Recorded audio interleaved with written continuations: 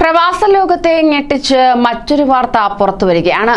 പെരുന്നാൾ ദിനത്തിൽ സംഭവിച്ചത് കണ്ട് ഞെട്ടിയിരിക്കുകയാണ് പ്രവാസികൾ. നമസ്കാരം, പ്രവാസി മലയാളിയിലേക്ക് സ്വാഗതം. പ്രവാസി വാർത്തകൾക്കായി ഈ ചാനൽ സബ്സ്ക്രൈബ് ചെയ്യൂ.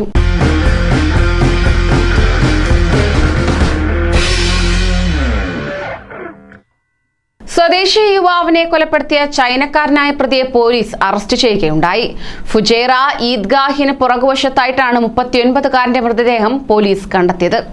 48 മണിക്കൂറിനകം 31-കാരനായ പ്രതിയെ പോലീസ് പിടികൂടുകയും ചെയ്തു. കഴിഞ്ഞ ശനിയാഴ്ച രാത്രിയായിരുന്നു സംഭവം. ഈദ്ഗാഹിന് പുറകുവശത്ത് മൃതദേഹം കണ്ടെത്തിയ വിവരം ലഭിച്ചതിനെ തുടർന്നാണ് പോലീസ് സ്ഥലത്തെത്തിയത്. മൃതദേഹം ഫോറൻസിക് പരിശോധന നടത്തിയപ്പോൾ കൊലപാതകമാണെന്ന് മനസ്സിലായെന്ന് police director general brigadier Hamid Muhammad Aliyahmi പറഞ്ഞു.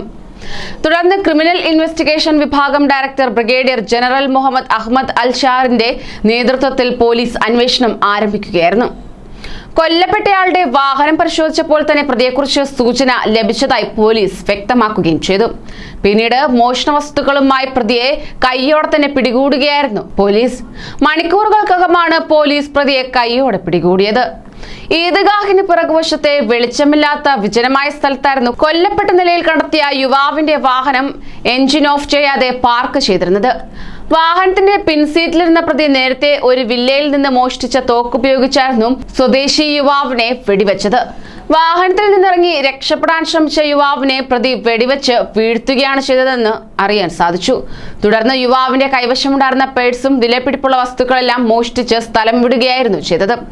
പ്രതിയെ സംഭവസ്ഥലത്ത് കൊണ്ടുപോയി പോലീസ് മൊഴി രേഖപ്പെടുത്തുകയും ചെയ്തു. എന്തായാലും ഈ സംഭവം ഏറെ ഞെട്ടലാണ് പ്രവാസികളിൽ ഉളവാക്കിയിരിക്കുന്നത്. കൂടുതൽ പ്രവാസി വാർത്തകൾക്കായി ഈ ചാനൽ സബ്സ്ക്രൈബ് ചെയ്യൂ.